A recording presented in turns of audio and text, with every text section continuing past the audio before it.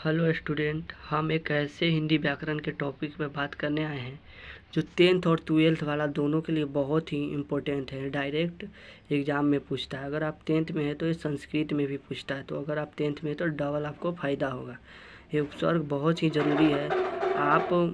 आप यानी कि क्वेश्चन बैंक को उठा के देखेंगे तो उनमें से हर साल उपसर्ग में से 2-3 नंबर का पूछता है। उसी को बारे में आज पढ़ेंगे नहीं, समझेंगे। सिर्फ कैसे उसको पहचानना है वही जानेंगे। तो पहले देखते हैं उपसर्ग क्या है। तो उपसर्ग किसी मूल्य शब्द के आगे आकर लगने से शब्द का अर्थ बदल जाना ही उपसर्ग कहलाता है। मतलब कि आप समझिए, मतलब कि क्या है कि कोई भी शब्द है, कोई भी मूल शब्द है और उसके आगे कोई शब्द आकर जब उसका अर्थ बदल देता है तो वही उपसर्ग कहलाता है। जैसे कि जय कोई शब्द है, ठीक ना। जय एक मूल शब्द है कि ना। जय का मतलब क्या होता है? विजय होता है। जय का मतलब विजय होता है। अगर इसके आगे परा लगा दे तो क्या हो जाएगा? पराजय होगा। परा लगा दे तो पराजय हो जाएगा। पराजय, तो इसका अर्थ बदल गया कि नहीं? पराजय मतलब हार। पहले जय था जिसका मूल अर्थ था जय का मूल अर्थ होता है विजय यानी कि जीत जाना, जय मतलब होता है। अब परा लग गया तो क्या हो गया? पराजय मतलब हार गया। अर्थ बदल गया कि नहीं? तो यही उपसर्ग है। पहले आकर अर्थ बदल देता है, यही उपसर्ग है। जैसे योग कोई शब्द है कि ना, मूल शब्द है एक योग। जो जिस योग होता है उसको योग कहा जाता है, तो एक मूल शब्द है। अगर यही में बी लगा दे तो क्या हो जाएगा? वियोग हो जाएगा। वियोग मतलब दुख हो जाता है। तो अर्थ बदल रहा है कि नहीं? तो इसी को बोलते हैं क्या? उपसर्ग। उपसर्ग कौन है? बी हो गया, क्योंकि आकर अर्थ को क्या बदल दिया, इसीलिए क्या उपसर्ग हो गया। और इसमें क्या हो गया? परा है, तो परा क्या हो गया?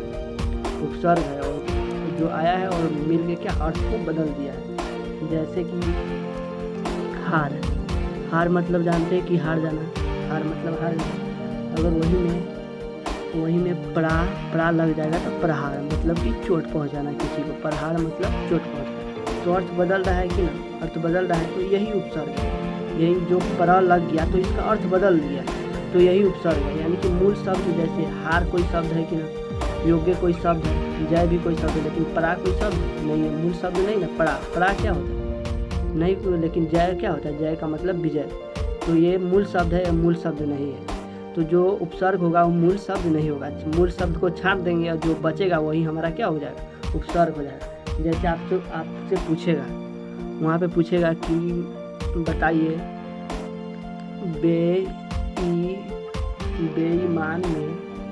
बेईमान में कौन सा उपसर्ग है, तो आप कैसे पहचानेंगे? तो इसके लिए क्या, एक मूल शब्द हटाइएगा। तो मूल शब्द क्या होगा?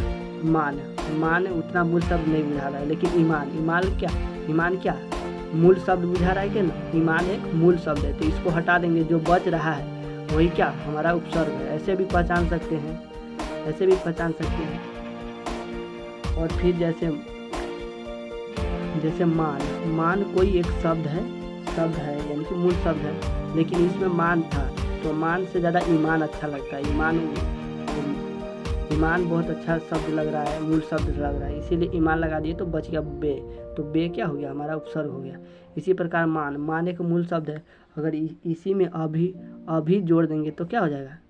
अभी जोड़ देंगे तो अभिमान हो जाएगा। तो अर्थ बदल गया कि नहीं? अर्थ बदल गया।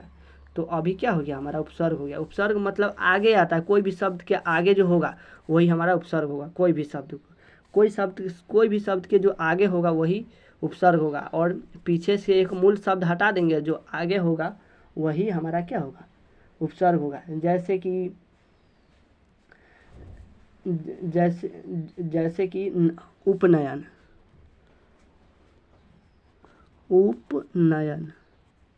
उपनयन में कौन उपसर्ग है?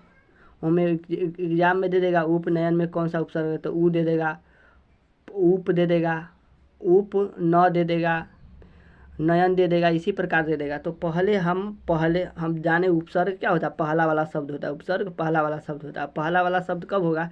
जब एगो मूल शब्द छटना चाहिए। जैसे यन कोई मूल शब्द है नहीं है, लेकिन नयन एक मूल शब्द है कि ना, नयन, नयन मतलब आँख होता है, तो एक मूल शब्द है और बच रहा है क्या, उप, तो उप हमारा क्या हो गया, उपसर्ग है। इसी प्रकार हम पहचानेंगे। और उपसर्ग हिंदी और संस्कृत दोनों में होता है। तो आपको हम बता दें कि आपको ये वाला थोड़ा ध्यान में रखना पड़ेगा, ध्यान में रखिएगा। ये वाला जो लिखे यही उपसर्ग है। अ हो गया, आ हो गया, अब हो गया, उप हो गया, अपी हो गया, अभी हो गया, अधि हो गया, अति हो गया, अनु हो गया, उत हो गया, सु हो गया, सम हो गया, निधि हो गया, नीर हो गया, नीस हो गया, बी हो गया, दू हो गया, दूस हो गया, दूर हो गया, प्रति हो गया और प्र हो गया, फिर परा हो गया। ये सब क्या है, यही सब उपसर्ग है। यही सब उपसर्ग है जो शब्द के पहले रहता है, शब्द के पहले रहता है उपसर्ग। तो ये संस्कृत का हो गया, इस संस्कृत के हैं, संस्कृत में भी पूछता है, तो इस संस्कृत का हो गया, संस्कृत, इस संस्कृत का हो गया। और इधर हिंदी वाला है। तो आप अगर 12th में है तो आपको हिंदी वाला देखना होगा। अ, अध, अन, औ, अन, दू, बिन, भर, क, कु, सम। इसको ध्यान में रख लीजिएगा, हालांकि यही है। ऐसे ये रख लीजिएगा। ऐसे अगर नहीं रखिएगा तो उसको पहचानेंगे कैसे, तो पहले मूल शब्द हटा देंगे और उसके बाद जो बचेगा वही हो हमारा क्या हो गया, उपसर्ग। जैसे वियोग में योग को हटा देंगे, बच जाएगा कौन, बी, तो वियोग हमारा क्या, बी क्या हो जाएगा, उपसर्ग हो जाएगा। इसी प्रकार तो इस अगर आप 10th और 12th दोनों में, तो आपको बहुत ही आपको फ़ायदेमंद है। हमको विश्वास है कि आप लोगों को समझ में आ गया हो।